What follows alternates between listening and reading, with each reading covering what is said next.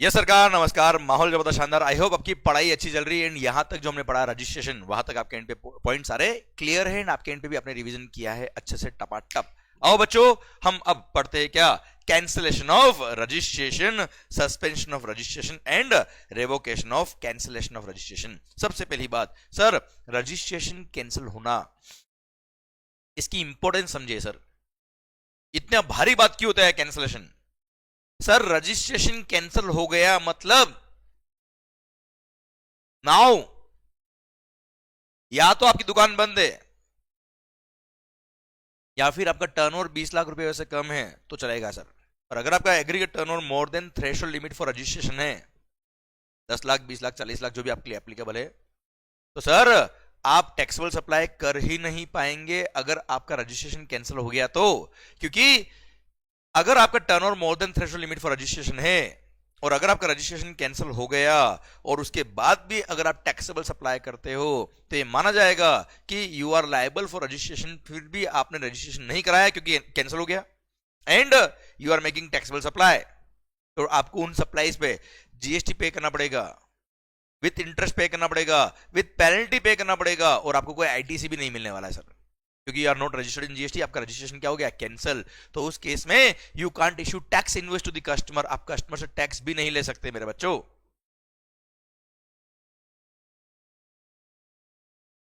Okay sir, तो आप customer को टैक्स इनवॉइस भी इश्यू नहीं कर सकते हो और सर आप कस्टमर से टैक्स नहीं ले पाओगे, फिर भी अपनी पॉकेट से टैक्स पे करना पड़ेगा एंड सर आपको सर कोई क्रेडिट भी नहीं मिलने वाला है, बैंड बजने वाली है सर। इसलिए रजिस्ट्रेशन कैंसिल होना मतलब सर दुकान बंद होना ही होता है इसका मतलब सर। या तो आपका टर्नओवर थ्रेशोल्ड लिमिट से कम है, आप लायबल फॉर रजिस्ट्रेशन नहीं हो और आपने रजिस्ट्रेशन कैंसिल करा दिया, आप रजिस्टर्ड थे आपने कैंसिल करा दिया, now you can continue your business. आपका टर्नओवर थ्रेशोल्ड लिमिट से कम है सर, कोई तकलीफ नहीं सर। पर 20 लाख से ऊपर टर्नओवर अगर आपका है 20 लाख 10 लाख 40 लाख से ऊपर तो दुकान बंद करना ही सही रहेगा कैंसिल होने पर सर। या फिर आप ऑफिसर को बोलो साहब प्लीज कैंसिल मत करिए साहब, रिवोक कर दीजिए अपने ऑर्डर को और मेरा रजिस्ट्रेशन वापस से रिवाइव कर दो सर। क्लियर, डन, समझे मेरी बात? ओके सर, चिराग भाई बोल रहे हैं क्या sir, your chart book is really jam, thank you so much बच्चों। क्लियर सर, आपके लिए सर मैंने समरी बुक जो दिया है, आपके लिए जो मैंने चार्ट बुक दिया है, आपको कोई सेपरेट नोट्स बनाने की मेहनत करनी नहीं है, वो सारी मेहनत मैंने ऑलरेडी आपके लिए की हुई है बेटा, ठीक है? इसलिए मस्त होके पढ़ो, which is more important. Okay, और क्वेश्चनर बुक तो शानदार बुक है बेटा सर, शायद इंडिया की कोई ऐसी बुक नहीं होगी जिसके अंदर सारे क्वेश्चंस कवर्ड है, past exam papers, RTPs, MTPs, study material के सारे क्वेश्चंस, एमसीक्यूज, वो भी सारे अमेंडेड आंसर। ओके चलिए सरकार, आइए बच्चों हम बात करते हैं क्या, कैंसिलेशन कब होता है, कैसे होता है, उसके बारे में बात करते हैं। कैंसिलेशन रजिस्ट्रेशन, सबसे पहली बात वॉलंटरी कैंसिलेशन, जहां पे registered person no more requires it. जैसे आपका थ्रेशोल्ड लिमिट फॉर रजिस्ट्रेशन कम हो गया,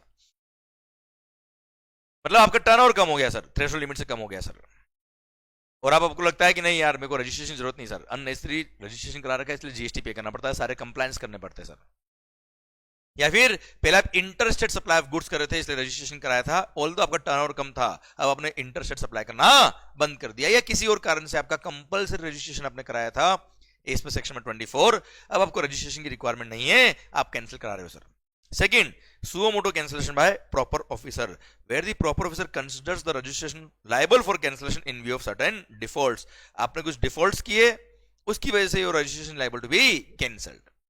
क्लियर, अगर ये कोई रीजन है तो ऐसे केस में सर डिपार्टमेंट के ऑफिसर आपका रजिस्ट्रेशन क्या कर सकते हैं बेटा, कैंसिल कर सकते हैं। नाउ नाउ सर वो कौन कौन से सर्कमस्टेंसेस होंगे देखना sir, circumstances where registration liable to be cancelled.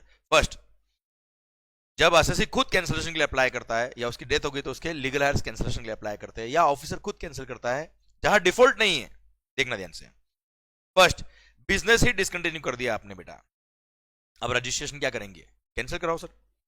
या फिर आपने बिजनेस ट्रांसफर कर दिया fully for any reason including death of the proprietor, तो जो नया लीगल हायर होगा वो नए रजिस्ट्रेशन के लिए अप्लाई करेगा, पुराना रजिस्ट्रेशन कैंसिल होगा क्योंकि पेन नंबर चेंज होगा इसमें बेटा।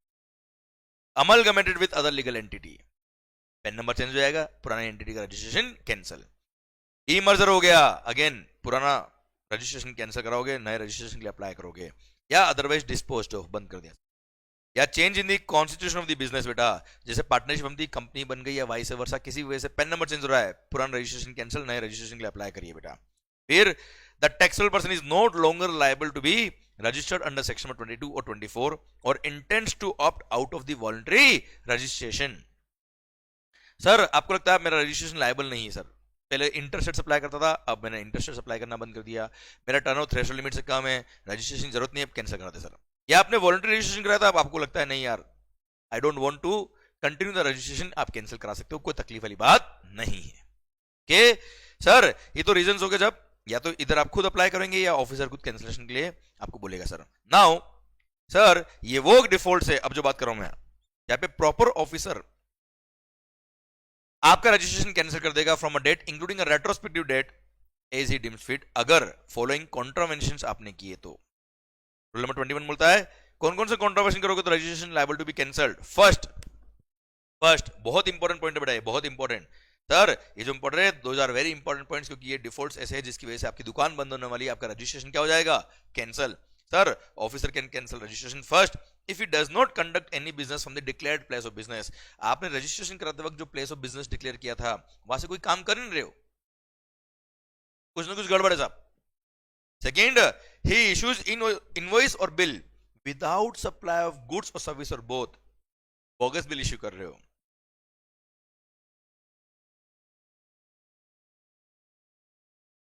इन violations of the provisions of the act और the rules made thereunder बेटा।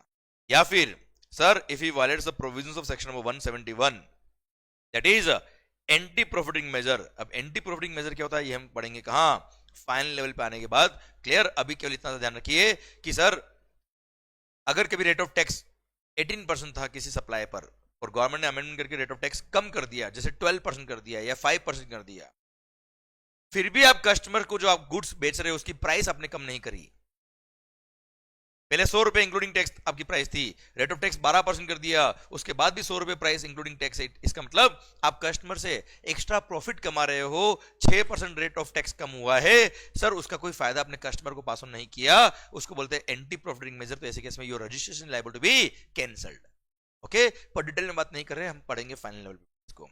Next, if you violets the provisions of rule number 10A जो मैं पढ़ा चुका हूं कि सर रजिस्ट्रेशन होने के बाद 30 दिन में अगर आपने बैंक अकाउंट डिटेल फर्निश नहीं करी, your registration liable to be cancelled. Then आपने आईटीसी अवेल किया in violations of provisions of section number 16, जैसे यहाँ पे बोगस बिल इशू किया था, अब या बोगस बिल के बेस पे क्रेडिट लिया या बिना बिल के क्रेडिट ले लिया, कुल मिला के सेक्शन नंबर 16 वायलेट किया और आपने इन एलिजिबल क्रेडिट लिया, your registration liable to be cancelled. Then आपने जो जीएसटीआर 1 फाइल किया as amended by form note GSTR 1A, उसमें जो टर्नओवर दिखाया और आपके जीएसटीआर 3B में जो आपने सप्लाई दिखाई है सर उसमें डिफरेंस था बेटा। यहां जीएसटीआर 1 में आपने सेल दिखाई 1 CR की और 3B में सेल दिखाई कितनी 10 लाख की बेटा। इट मींस टैक्स तो पे किया होगा आपने 10 लाख पर और जीएसटीआर 1 के थ्रू आपने आईटीसी पास ऑन कर दी होगी 1 करोड़ पे जो टैक्स लगता है वो गवर्नमेंट को लॉस हो गया ना यार। Your registration liable to be cancelled. पढ़ना, furnishes details of outward supplies in form number GSTR 1 is amended in form number GSTR 1A if any for one or more tax periods which is in excess of the outward supplies declared by him in his valid return that is GSTR 3B for the said tax period। आपने क्या किया, 1 के अंदर GSTR 1 जो outward supply होता है जिसके base पर रेसिपिएंट को क्रेडिट मिलता है बेटा, उसमें सेल ज्यादा दिखा दी, टैक्स पे करते वक्त 3B फाइल करते वक्त आपने सेल कम दिखाई ताकि टैक्स कम पे करना पड़े। क्लियर, गलत कर रहे हो आप। Then violates the provisions of rule number 86B। 86B हमने पढ़ा था बेटा आईटीसी पढ़ते वक्त कि अगर आपने सर अगर आपका किसी पर्टिकुलर मंथ का टैक्सेबल सप्लाईज का टर्नओवर मोर देन 50 लाख रुपए है तो उस महीने की जो टैक्स लायबिलिटी है उसको पे करने के लिए मिनिमम 1% टैक्स पे करना पड़ेगा थ्रू कैश लेजर, मतलब maximum 99% of the liability you can pay through credit ledger. और आपने वायलेट किया प्रोविजन को, your registration liable to be cancelled. फिर पॉइंट नंबर G जो इस बार नया ऐड हुआ है, मैं पढ़ा चुका हूं ऑलरेडी बेटा आपका, सर कि आपका रजिस्ट्रेशन कैंसिल हो गया 14th Feb को योर रजिस्ट्रेशन गॉट कैंसल्ड, आपने रिवोकेशन के लिए अप्लाई किया, रिवोकेशन ऑफ कैंसिलेशन के लिए कि साहब प्लीज मेरा रजिस्ट्रेशन वापस से रिवाइव कर दो। ऑफिसर ने रिवोक कर दिया, 31 जुलाई को रजिस्ट्रेशन आपका वापस से रिवाइव हो गया। इसके 30 दिन के अंदर अंदर आपको ड्यूरिंग दिस पीरियड जो भी आपने काम किया है उनके सारे रिटर्न तो आपने फाइल नहीं किए क्योंकि रजिस्ट्रेशन वाज कैंसल्ड। तो ड्यूरिंग दिस पीरियड जो भी सप्लाईज हुआ आपका, जो भी काम आपका हुआ उसके रिटर्न आपको फाइल करने पड़ेंगे within 30 days from the date of revocation of registration.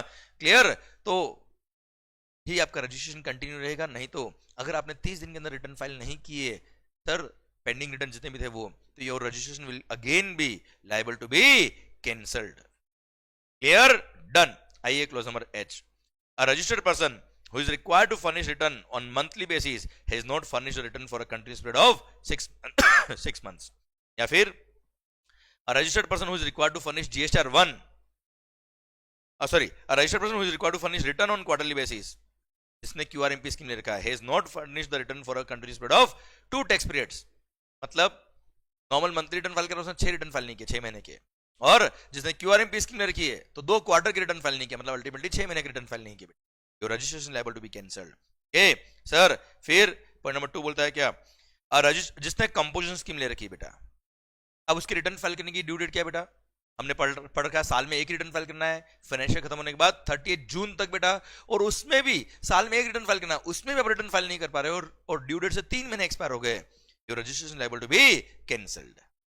Clear sir? फिर आपने वॉलंटरी रजिस्ट्रेशन लिया था पर आपने 6 महीने हो गए, 6 मंथ हो गए, अब तक बिजनेस कमेंस नहीं किया, your registration liable to be cancelled. या फिर लास्ट, आपने जो रजिस्ट्रेशन लिया था बाय मींस ऑफ फ्रॉड लिया था, सप्रेशन ऑफ फैक्ट किया था, मतलब फैक्ट्स छुपाए थे आपने, या विलफुल मिसस्टेटमेंट, मतलब आपने जानबूझ के कुछ गलत इंफॉर्मेशन दी थी डिपार्टमेंट को, your registration liable to be cancelled. अब ध्यान देना, जब भी रजिस्ट्रेशन कैंसिल होता है तो डिपार्टमेंट एक बार आपको नोटिस इश्यू करेगा, फिर प्रोसीडिंग चलेगी, उसके बाद कैंसिल होना कि नहीं होना डिसाइड होता है। तो during this period of pendency of proceedings एक बार आपका रजिस्ट्रेशन क्या कर दिया जाएगा, सस्पेंड कर दिया जाएगा बेटा, during the pendency of this proceeding of cancellation. Okay मालिक, चलिए सर, अब रजिस्ट्रेशन कैंसिल कैसे होता है उसका procedure clear. Cancel cancel cancel, ये 3 बार बोलने से क्या रजिस्ट्रेशन कैंसिल होता है बेटा? ना। के तो सर कैसे होता है? सबसे पहली बात, अगर असेसी खुद कैंसिलेशन के लिए अप्लाई कर रहा है, जैसे उसका बिजनेस डिसकंटिन्यू हो गया या चेंज ऑफ पैन नंबर हो गया, तो ऐसे केस में जिस दिन वो इवेंट हुआ है जिसकी वजह से उसका registration was liable to be cancelled, उसके 30 डेज के अंदर अंदर वो कैंसिलेशन के लिए अप्लाई करेगा। क्लियर? और उसकी एप्लीकेशन के अंदर लिखेगा किन किन कारणों से वो रजिस्ट्रेशन कैंसिल करा रहा है। प्लस आपको पता है, मैंने आपको पढ़ाया था कि रजिस्ट्रेशन अगर कैंसिल होता है तो जितना भी इनपुट स्टॉक में है, जितना भी कैपिटल गुड स्टॉक में है, उनका जो प्रोपोर्शनेट आईटीसी बनता है वो, या actual tax payable on capital goods sold whichever is actual tax payable on all these goods sold whichever is higher, इतना उसको टैक्स पे करना पड़ता है। आईटीसी पढ़ते वक्त हमने पढ़ा था बेटा ये पॉइंट। क्लियर? वो इसी चैप्टर का पॉइंट था, मैंने वहां लिंक करके पढ़ाया था आपको। तो ऐसे केस में आपको स्टॉक का स्टेटमेंट भी आपको सबमिट करना पड़ता है कि ये स्टॉक मेरे पास था on the date when I applied for registration. जिस दिन से मैं रजिस्ट्रेशन के लिए कैंसिलेशन के लिए अप्लाई कर रहा हूं, उस दिन मेरे पास ये स्टॉक था जिसका मैं क्रेडिट इतना रिवर्स कर रहा हूं, इतना टैक्स पे कर रहा हूं। Clear sir? प्रॉपर ऑफिसर देगा, विद इन 30 डेज देगा बेटा। क्लियर? अब फिर प्रॉपर ऑफिसर आपकी एप्लीकेशन एग्जामिन करेगा और विद इन 30 डेज वो ऑर्डर पास करेंगे कैंसिलेशन के लिए, कि उनको लगता है कि हाँ एवरीथिंग इज फाइन, कोई ड्यूज बाकी नहीं आपका, आपने स्टॉक का जो आईटीसी था वो टैक्स पे कर दिया है, आपको वो ऑर्डर पास कर देगा फॉर कैंसिलेशन ऑफ रजिस्ट्रेशन बेटा। ओके, अब आ रहा है बात किसका, जब प्रॉपर ऑफिसर खुद कैंसिल करता है, जा कबूतर जा, और sir proper officer is cancelling the registration suo motu, तो ऐसे केस में सबसे पहले आपको वो प्रिंसिपल ऑफ नेचुरल जस्टिस क्या बोलता है, एक बार opportunity of being heard will be given to the assessee बेटा, इसलिए वो आपको शो कोज नोटिस इश्यू करेंगे कि अगले 7 दिन में रिप्लाई करे और बताए हमको ये दुख हो रहा है, इन कारणों से हम चाहते हैं आपका रजिस्ट्रेशन क्या हो जाए, कैंसल। जैसे ये वायलेशंस आपने किया था, अभी हमने पढ़े ना बेटा, उसमें लिखेंगे नोटिस में कि इनमें से कौन सा कारण था जिसकी वजह से आपका रजिस्ट्रेशन हम क्या कर रहे हैं, कैंसिल कर रहे हैं। Show cause why your registration should not be cancelled, और अगले 7 दिन में आपको रिप्लाई देना पड़ेगा। अगर रिप्लाई सेटिस्फैक्टरी लगा तो proper officer will drop the proceedings and will pass the order कि हम रजिस्ट्रेशन कैंसिल नहीं कर रहे साहब, और उनको लगता है कि मामला गड़बड़ है, आपके रिप्लाई से वो सेटिस्फाई नहीं हुए, तो ऐसे केस में वो ऑर्डर पास कर देंगे विद इन 30 डेज, जिस दिन आपने रिप्लाई दिया उसके 30 दिन में ऑर्डर पास कर देंगे regarding cancellation of registration. Clear? Done. अब एक बात ध्यान रखना बेटा, सर आप शोकोज नोटिस का रिप्लाई देंगे कितने दिन में बेटा, 7 दिन में, पर instead of replying to the show cause notice, जिस डिफॉल्ट की वजह से आपने आपका रजिस्ट्रेशन ऑफिसर कैंसिल कर रहा है, उस डिफॉल्ट को ही आपने 7 दिन के अंदर रेक्टिफाई कर दिया। जैसे 6 महीने के रिटर्न पेंडिंग थे बेटा आपके, सर एक एग्जांपल के लिए आपका लास्ट 6 महीने के रिटर्न पेंडिंग थे, मतलब 6 महीने के रिटर्न पेंडिंग मतलब 6 महीने का 3B फाइल नहीं किया, तो 6 महीने का आपने टैक्स पे नहीं किया, सर आपने लास्ट 6 मंथ के रिटर्न फाइल कर दिए, टैक्स पे कर दिया, लेट फाइलिंग फी पे कर दिया, इंटरेस्ट पे कर दिया, कंप्लायंस पूरा कर दिया, तो instead of replying to the show cause notice अगर आपने डिफॉल्ट रेक्टिफाई कर दिए तो ऑटोमेटिक डिपार्टमेंट के ऑफिसर क्या करेंगे, आपको वो जो इन्होंने प्रोसीडिंग शुरू कर दी कैंसिलेशन की वो ड्रॉप कर देंगे और रजिस्ट्रेशन आपका कैंसिल नहीं करेंगे।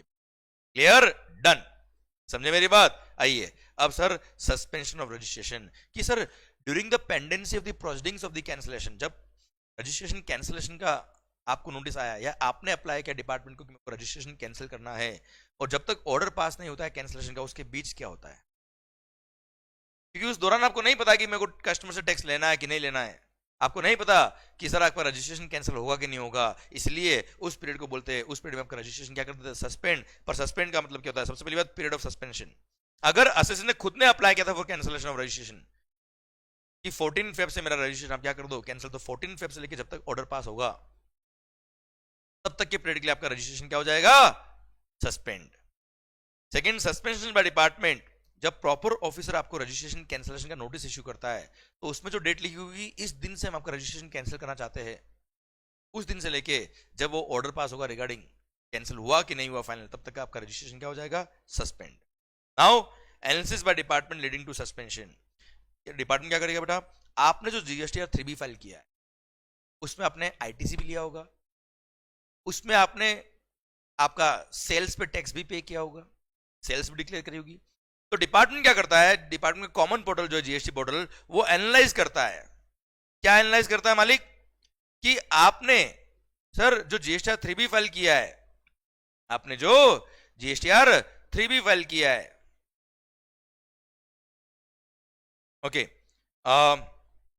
चिराग भाई का मैसेज आया कि इंटरेस्ट और लेट फी कैसे काउंट होगा, वो मैं तुम्हें आगे बताऊंगा बेटा, रुकिए अभी आप, ठीक है सर, इंटरेस्ट का पॉइंट भी आएगा, लेट फी का पॉइंट भी आएगा, तो मैं समझाता हूं मैं आपको। ओके सरकार, अगर आपने जीएसटीआर 3B फाइल किया और 3B फाइल करने से 3B के एनालिसिस से डिपार्टमेंट के कॉमन पोर्टल को ऑटोमेटिक सिस्टम से पता पड़ गया कि आपने 3B के अंदर जो सेल्स दिखाई है और जीएसटीआर 1 में जो सेल्स दिखाई है उसमें डिफरेंस है,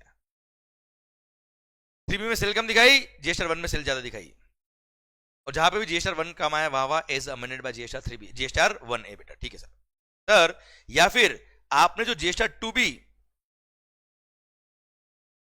में जो आईटीसी मिलना चाहिए था और आपने 3B के अंदर जो आईटीसी लिया है, क्लियर, उसमें कुछ डिफरेंसेस है बेटा, है ना भाई, क्लियर, आपने आईटीसी ज्यादा लिया जबकि 2B के अंदर आईटीसी कम दिख रहा है, तो ऐसे केस में अगर ये सिग्निफिकेंट डिफरेंसेस या एनोमलीज पाई गई तो ऐसे केस में सर आपको ईमेल के थ्रू सर एक ये कॉन्ट्रावर्शन इंटीमेट कर दिया जाएगा और आपको बता दिया जाएगा कि इन इन कारणों से आपका रजिस्ट्रेशन क्या कर रहे हैं, सस्पेंड कर रहे हैं, क्लियर। या फिर आपने सर रूल नंबर 10A का कॉन्ट्रावर्शन किया, 10A मतलब बैंक अकाउंट डिटेल फर्निश नहीं करी विद इन 30 डेज, तो आपका registration will be liable to be cancelled, तो ऐसे केस में डिपार्टमेंट क्या करेगा, ऑनलाइन पोर्टल से ही ऑटोमेटिक आपका रजिस्ट्रेशन क्या कर देगा, सस्पेंड कर देगा, और आपको ईमेल भी भेज देगा कि ये कारण से हमने आपका रजिस्ट्रेशन क्या कर दिया है, सस्पेंड कर दिया है, शो कोज कि हम आपका रजिस्ट्रेशन कैंसिल क्यों ना करें, और अगले 7 दिन में आपको अगले 30 दिन में ये रिप्लाई देना पड़ेगा कि सर हमने ये गलती करी थी, अब ये गलती नहीं करेंगे, या जो भी रिप्लाई आपको देना है वो रिप्लाई सबमिट करेंगे सो दैट आपका रजिस्ट्रेशन कैंसिल ना हो। क्या बच्चों, अभी तो सस्पेंड किया बेटा, अब during the period of suspension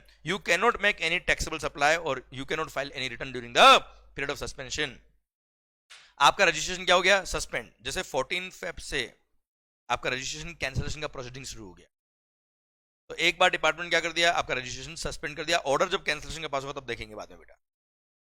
now sir during the period जब तक ऑर्डर पास नहीं होता था आपको पता ही नहीं कि आपको क्या करने का, तो बोल दिया गवर्नमेंट ने क्या, you can not collect the tax from the customer, you can not file any return during the period of suspension. So no taxable supply का मतलब क्या है, you can not make any taxable supply का मतलब है कि you can not issue tax invoice and you can't collect the tax from the customer. Clear, आप normal supply करिए, टैक्स इनवॉइस इश्यू मत करिए, नॉर्मल बिल इश्यू करिए, but you can't collect the tax from the customer. पर कल को मान लो suspension withdraw हो गया और रजिस्ट्रेशन कैंसिल नहीं हुआ, तो ड्यूरिंग द पीरियड जो आपने सप्लाई किया था उसके लिए नॉर्मल बिल इशू किया, आपने टैक्स इनवॉइस इशू नहीं किए, तो सर ड्यूरिंग दिस पीरियड आप क्या करेंगे, अगर आपका रजिस्ट्रेशन बाद में कैंसिल नहीं हुआ तो ऐसे केस में सर वो रिवाइज टैक्स इनवॉइस जब इशू करते थे ना बेटा, मैम वही प्रोविजन यहां लगेंगे बेटा, कि जैसे मान लो 14 फेब को रजिस्ट्रेशन सस्पेंड हुआ, 15 मार्च को समझ में आ गया कि रजिस्ट्रेशन कैंसिल नहीं हो रहा है सर, प्रोसीडिंग विड्रॉ हो गई, तो ड्यूरिंग दिस पीरियड जो आपने सप्लाई किया है 14 फरवरी से लेकर 15 मार्च तक, उस पीरियड में आपको टैक्स इनवॉइस इश्यू करने की जरूरत नहीं है, पर 15 मार्च से एक महीने के अंदर अंदर within 1 month you will have to issue revise tax invoice for all this tax periods. Sir 14 फरवरी से लेकर 15 मार्च तक जो सप्लाई किया है आपने, उन सब के लिए आप रिवाइज टैक्स इनवॉइस इश्यू करेंगे, कस्टमर को इनवॉइस इश्यू करके सर जो टैक्स बनता था वो आप लेंगे और कस्टमर को उस इनवॉइस के बेस पे आईटीसी मिल जाएगा। और ड्यूरिंग दिस पीरियड आपने रिटर्न भी फाइल नहीं किए तो अब रिटर्न आप फाइल कर देना फॉर दिस पीरियड ऑल्सो बेटा। और रिटर्न के लिए फर्स्ट रिटर्न के जो प्रोविजन होते हैं वो यहाँ पे अप्लाई होंगे बेटा, ठीक है, कोई खास बात नहीं बेटा। अब याद देखिए, no refund during suspension, during the period of suspension you can not apply for refund. Apply भी किया तो रिफंड नहीं मिलेगा बेटा। रिवोकेशन ऑफ सस्पेंशन, अगर मान लो सर अगर आपका रजिस्ट्रेशन क्या हो गया कैंसिल, तो सस्पेंशन विड्रॉ हो जाएगा और जिस दिन से सस्पेंशन हुआ था रजिस्ट्रेशन उस दिन से मान लेंगे रजिस्ट्रेशन क्या हो गया कैंसिल। पर अगर मान लो रजिस्ट्रेशन कैंसिल नहीं हुआ, रिवाइव कर दिया, जैसे कि इसमें जिस दिन से रजिस्ट्रेशन सस्पेंड किया था उस दिन से मान लेंगे रजिस्ट्रेशन वापस से क्या हो गया रिवाइव हो गया और कोई रजिस्ट्रेशन कैंसिल नहीं हुआ आपका बेटा। हाँ है ना भाई, क्लियर, डन। सरकार ये रीजन यहाँ पे लिखे बेटा आपके लिए, कोई खास बात नहीं है। आओ बच्चों, अच्छा during this period of suspension SSC ने बता दिया, ऑफिसर को प्रूव कर दिया डॉक्यूमेंट लाके कि मैं सही हूं साहब, गलत नहीं हूं, मेरी कोई गलती नहीं सर, क्लियर। तो वो ऑफिसर क्या करेगा, प्रोसीडिंग विड्रॉ करेगा, सस्पेंशन विड्रॉ कर लेगा, रजिस्ट्रेशन रिवाइव हो जाएगा, कोई खास बात नहीं। आइए बच्चों, sir the cancellation of registration shall be effective from the date to be determined by the proper officer. Professor बताएगा कि इस दिन से आपका रजिस्ट्रेशन कैंसिल हुआ है बेटा। He will direct the taxable person to pay arrears of any tax, interest और penalty including the amount liable to be paid under section 29 subsection 5। मतलब सर याद है बेटा, जितना भी स्टॉक अगर आपका रजिस्ट्रेशन कैंसिल हो गया तो जितना भी टैक्स बाकी है विद इंटरेस्ट विद पेनल्टी पे करो, प्लस जितना भी स्टॉक आपके पास पड़ा है इनपुट और कैपिटल गुड्स का, उन सब पे आपको टैक्स पे करना पड़ता है, जितना प्रोपोर्शनल आईटीसी बनेगा वो, या उनकी ट्रांजेक्शन पे जो जीएसटी बनता है वो, whichever is higher tax पे करना पड़ता है, जो हमने ऑलरेडी डिस्कस कर लिया था कहां पे, चैप्टर नंबर 5 आईटीसी पढ़ते वक्त बच्चों। Okay done. आइए other points regarding cancellation. A person to whom a UIN has been granted, unique identification number, foreign embassy वगैरह बेटा, under rule number 17 can not apply for cancellation of registration, वो कभी भी cancellation of registration के लिए apply नहीं कर सकते। अब मान लो आपका रजिस्ट्रेशन कैंसिल हो गया और आपका कोई 15 लाख का टैक्स बाकी था, तो क्या डिपार्टमेंट को आप टैक्स नहीं दोगे? आप ये बोल दोगे मेरा रजिस्ट्रेशन कैंसिल हो गया, आप मेरे से बात ही नहीं करने, ऐसा होता है क्या? तो ब्रेकअप हुआ है क्या गर्लफ्रेंड से? सरकार the registration will not affect your liability, अगर कोई लायबिलिटी तो still it is payable by you to the department. Clear, नहीं पे किया तो वो रिकवरी करेंगे बेटा। ओके चलिए, ये कैंसिलेशन और सस्पेंशन की बात खत्म होती है बेटा। अब आ रहा है क्या, revocation of cancellation of registration. Sir revocation, अब सर आप सोचिए अगर किसी एसएससी का रजिस्ट्रेशन क्या हो गया, कैंसिल हो गया। अब कैंसिल हो गया तो क्या होगा, he can not make any taxable supply, दुकान बंद करने के अलावा कोई ऑप्शन नहीं, क्योंकि अगर उसका टर्नओवर थ्रेशोल्ड लिमिट से ज्यादा था और उसका रजिस्ट्रेशन कैंसिलेशन के लिए लायबल है, फिर भी उसने फिर भी अब कैंसिल भी हो गया और उसके बाद भी उसने टैक्सेबल सप्लाई करा, जैसे केस में टैक्स तो पे करना ही करना है, जेब से पे करना है, you can't issue tax invoice, फिर जितने अमाउंट का टैक्स है उतना पेनल्टी भी लगता है बेटा, फिर आपको परचेज का आईटीसी भी नहीं मिलेगा, you can't issue tax invoice, आपके कस्टमर को भी क्रेडिट नहीं मिलेगा, मतलब लूट जाएंगे पूरे, कमाया नहीं होगा, 4 गुना तो आपको पे करना पड़ेगा पेनल्टी का नाम, समझे? इसलिए एसएससी अप्लाई करता किसके लिए, साहब प्लीज आपका ऑर्डर विड्रॉ कर दो ना सर, आपने कैंसिल कर दिया प्लीज सर रिवोक कर दो ना इस ऑर्डर को, प्लीज रिवाइव कर दो ना मेरा रजिस्ट्रेशन। तो सर उसके लिए अगर एसएससी अप्लाई करता है तो जिस दिन रिवोकेशन हुआ है उसके पहली बात तो आधार ऑथेंटिकेशन होना कंपलसरी, तभी रिवोकेशन ऑफ कैंसिलेशन के लिए अप्लाई कर पाएंगे आप, नंबर 10B का मतलब ये। सेकेंड थिंग, सर आप जब रिवोकेशन के लिए अप्लाई करेंगे तो विद इन 90 डेज, जिस दिन रजिस्ट्रेशन कैंसिलेशन का ऑर्डर आपको मिला है उसके 90 दिन के अंदर आप रिवोकेशन के लिए अप्लाई कर देना, उसके बाद आओगे तो ना हो पाएगा। पर हाँ सर कमिश्नर या ऑथराइज ऑफिसर के पास पावर है, ऑथराइज ऑफिसर कौन होगा, असिस्टेंट कमिश्नर या एडिशनल कमिश्नर या ज्वाइंट कमिश्नर। क्लियर सर, वो फर्दर अगर आप लेट हो गए तो 180 डेज का टाइम और दे सकता है आपको बेटा, मतलब 90 डेज प्लस 180 डेज का टाइम है to apply for revocation of cancellation of registration. Reasonable ground आपके पास था, रीजनेबल कारण से आप सर सफिशिएंट कारण की वजह से अगर आप कैंसिल रिवोकेशन के लिए अप्लाई नहीं कर पाता विद इन 90 डेज तो वो 180 दिन का टाइम आपको और दे सकते हैं। ओके अब सर सबसे पहली बात तो ये, जब आप रिवोकेशन के लिए अप्लाई करेंगे कि साहब प्लीज गलती होगी माफ करो, तो माफ करेंगे आपको, पर पहले जो गलती आपने करी उसको सही करो। मतलब अगर आपके पेंडिंग रिटर्न्स थे, आपका टैक्स वगैरह पे बाकी था, तो सारे जितने भी रिटर्न आपके पेंडिंग थे sir, before applying for revocation, जो भी आपके डिफॉल्ट उसको रेक्टिफाई करो by filing all the pending returns, by making payment of all dues in terms of such return along with the interest, late payment fee, penalty etcetera, सब pay करो। उसके बाद हम सोचेंगे कि रजिस्ट्रेशन को जो कैंसिल किया हमने उसको रिवोक करे कि ना करे। क्लियर? पहले आप क्या करो, अपनी जो मिस्टेक थी उसको रेक्टिफाई करो, सारे रिटर्न्स जो आपके पेंडिंग थे वो फाइल करिए, sir late payment fee, interest वगैरह सब पे करो, उसके बाद हम सोचेंगे कि क्या करने का बेटा। Clear? And sir now proper officer क्या करेगा बेटा, सर आपने अप्लाई किया, वो एग्जामिन करेगा आपकी एप्लीकेशन को, फिर वो सर उनको लगता है कि यस रिवोक कर देना चाहिए तो रिवोक करेंगे, उनको लगता है नहीं तो आपकी एप्लीकेशन को क्या कर देंगे, रिजेक्ट। पर before rejection they will give you opportunity being heard. Clear? और आपका जवाब आने के बाद ही वो ऑर्डर पास करेंगे कि रजिस्ट्रेशन रिवोक करना है कि हमको आपकी एप्लीकेशन रिजेक्ट करनी है। और जो आपका अगर मान लो रिवोक हुआ है तो सर ऑब्वियसली सीजीएसटी में रिवोक हो तो एसजीएसटी में रिवोक मान लेंगे बेटा। Clear? And vice versa also बेटा। क्लियर? डन। अब सर एक बात बची बेटा, एक नोट बचा है, UIN holders that is UN bodies, embassies and other notified persons, GST practitioner can not apply for revocation of cancelled registration. एक बार इनका रजिस्ट्रेशन कैंसिल हो गया तो बाद में रिवोकेशन के लिए अप्लाई नहीं कर सकते हैं। And sir in case the registration is cancelled on the request of the tax payer और his legal heirs, one can not apply for revocation of cancel registration. अरे भाई आपने खुद ने कैंसिलेशन के लिए अप्लाई किया, हमने रजिस्ट्रेशन कैंसिल कर दिया, फिर आप बोलते नहीं रिवोक कर दो, ना हो पाएगा। आप फ्रेश रजिस्ट्रेशन के लिए अप्लाई कर दो, रिवोकेशन ऑफ कैंसिलेशन के लिए अप्लाई मत करना। क्लियर? डन। इसी के साथ भारत माता की जय। इसी के साथ सर ये पूरा रजिस्ट्रेशन का टॉपिक चैप्टर, सर किसको रजिस्ट्रेशन कराना है किसको नहीं कराना है, amendment of registration, procedure of registration, sir ये सारे provisions including cancellation of registration, suspension of registration और रिवोकेशन ऑफ कैंसिलेशन खत्म होते हैं। अब सर देखिए आपके लिए एक सुंदर सा एक छोटा सा मैसेज मैंने लिखा है, if you want to create your future, so the best way to create your future is to, the best way to predict your future is to create it। आप अपने आप को कहां देखना चाहते हो, जहां आप अपने आप को देखना चाहते हो कुछ दिन, कुछ महीनों बाद, कुछ सालों बाद, उसके लिए आज आपको मेहनत करनी पड़ेगी। Sir the best way to predict your future is to create it. So sir लगा दो अपना पूरा दम, believe in yourself, everything is possible. माहौल बनेगा शानदार वाला अगर आपने आपके एंड पर पूरा मेहनत किया है, पूरा शिद्दत से मेहनत किया है, दिल लगा के मेहनत। क्लियर? डन। इसी के साथ रजिस्ट्रेशन वाला चैप्टर भी खत्म होता है। अब ये लेक्चर को मैं यही स्टॉप कर रहा हूं बच्चा। क्लियर? और उसके बाद हम शुरू कर रहे हैं क्या, अगला टॉपिक, अगला चैप्टर। भारत माता की जय।